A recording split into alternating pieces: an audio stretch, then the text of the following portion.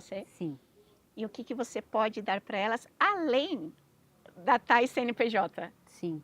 E isso para mim é até um ponto, assim, que eu me cobro bastante nesse sentido de quando tem a expectativa, por exemplo, eu falo isso para o meu time, eu adoro dar a palestra.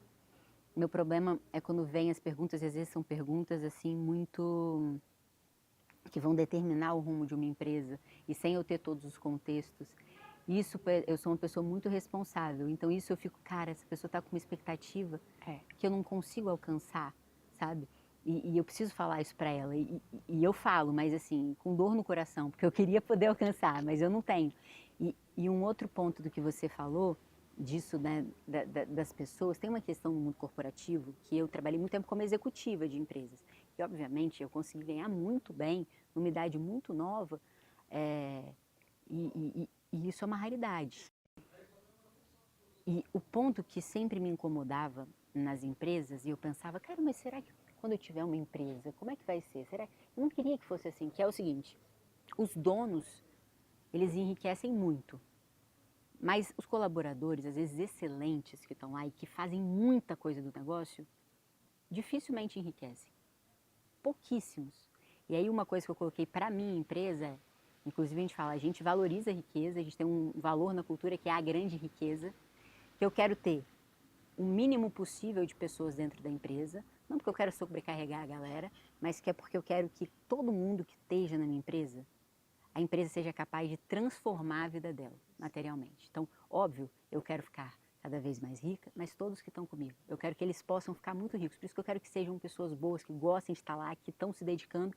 E aí eu vou ter o mínimo possível, porque aí eu consigo, de fato, remunerar o máximo possível aquela pessoa, sabe? Sim. Então, a função de uma empresa, ela é majoritariamente, isso a gente, putz, eu estudei business a vida inteira, ela é majoritariamente deixar, no fim do dia, os acionistas ricos.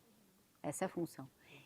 E eu quero que os acionistas fiquem ricos, mas eu quero muito que o meu time também fique rico. E eu quero que os meus clientes fiquem mais ricos. Então, assim, a ideia de... Eu vejo hoje que dá para ter muito propósito no meio corporativo quando você olha que você pode ser uma máquina de compartilhar riqueza. Caramba. E não uma máquina de você ficar rico e todo mundo tá... Distração, né? Exato. E esse é um grande tesão que eu tenho hoje de empreender. Saber que eu estou construindo uma coisa que vai melhorar a minha vida, mas que vai melhorar a vida de muitas outras pessoas. E que isso é o mais legal que eu posso fazer. Caramba, é espetacular. E a tua empresa, quando você pensou em criar, foi, sei lá, para ter mais autonomia? Ou qual É, foi qual foi o ponto que você decidiu, pô, agora eu já fiz tudo que eu tinha que fazer e agora me sinto pronta em dar um passo, porque é diferente você ser dona do negócio. é bem diferente. É muito diferente, porque antes eu era CMO, diretora de marketing, de marca. Então, quais são os meus problemas? São os problemas de marketing e marca.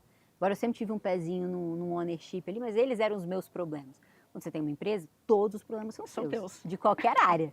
Pode ter, até do tipo assim, putz, da limpeza do escritório, É, se ninguém fez, aconteceu, é você. é. Então, tem esse lugar. Mas por que eu quis empreender? Então, eu consegui, né, principalmente quando eu fui fazer o MBA na UCLA, eu já trabalhava com marketing há bastante tempo, eu consegui amarrar uma tese que eu via que não tinha ninguém executando de maneira metódica, assim. Algumas empresas estavam fazendo isso lá nos Estados Unidos, a Skins, da Kim Kardashian, a Gymshark, o Duolingo, mas aqui no Brasil não tinha ninguém fazendo isso, eu queria fazer, e aí eu estava no meio do MBA, na minha ideia inicial era trabalhar na Apple, ser executiva da Apple, era o meu grande sonho, aconteceu a pandemia. Aí eu falei, cara, eu desenhei essa tese aqui eu acho que muda a forma como a gente pensa marketing. Eu vou ter que voltar para o Brasil, porque deram 3 meses e continuamos presos, não voltavam as Sim. aulas. Aí eu falei, vou procurar uma empresa no Brasil que esteja bem no começo e que eu possa implementar essa tese e ver se na prática ela se mostra de fato como eu acredito que ela vai se Sim. mostrar. E aí eu fui para o G4. E aí quando eu entrei no G4, nem se chamava G4, chamava Gestão 4.0 Imersão e Mentoria, era um único curso, tinha 20 pessoas que trabalhavam ali, era uma empresa bem pequena. E eu falei, eu tenho interesse em trabalhar para vocês, eu me ofereci, eu tenho essa tese. A única coisa que eu quero é poder implementar essa tese. Vocês podem me pagar mal, porque eu sei que vocês são pequenos, não tem problema, mas eu quero implementar essa tese. Vocês topam? Topamos. Aí eu falei, vou ter Caramba. autonomia? Vai. Deixaram fazer o que eu queria lá. E aí a gente conseguiu, assim, a empresa que no ano passado faturou em 5 anos de vida 317 milhões de reais. Caramba. Saiu assim, 5 anos, um crescimento muito grande, muito baseado nessa tese. Pensa, 70% desse dinheiro, ele veio de canais que são orgânicos, são aqueles que a gente não precisa investir dinheiro, como anúncios, mídia paga e tal. Então, a gente conseguiu provar a tese, né? Trabalhamos a empresa e os 3 fundadores e tal. Aí depois eu falei, putz, muito legal, a tese fez Funciona. sentido, tá rodando bem. Mas eu quero testar em outro universo, porque aqui é serviço, é educação, eu quero trabalhar alguma empresa de produto. E aí eu fui para Boca Rosa, no momento que a Bianca estava saindo da Paiô, então ela estava deixando ali toda uma estrutura que servia a ela e ia começar do zero sozinha, 0, 0, 0. Falei, de novo, vou pegar o negócio do zero, vamos ver se dá certo.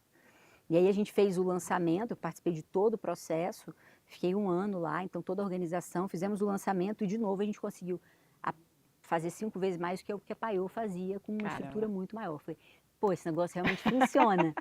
Que Então, maneiro. pô, agora eu quero ter uma empresa minha que eu possa fazer isso para minha empresa e para a empresa dos outros, só que em maior escala. E aí eu ter mais autonomia, eu ter mais liberdade criativa, eu poder montar meu time, eu poder resolver essas coisas, por exemplo, de ser uma empresa que gera riqueza para todo mundo. E aí foi daí que eu falei, pô, quero empreender, quero construir esse negócio, agora que eu validei em serviço, validei em indústria, vamos validar isso e entregar para outras pessoas no Brasil. Não, é sensacional. E quem vê um pouco da história, olha que é isso, eu não sou muito do mundo corporativo. A gente até precisa mudar essa cultura de esporte e empreendedorismo.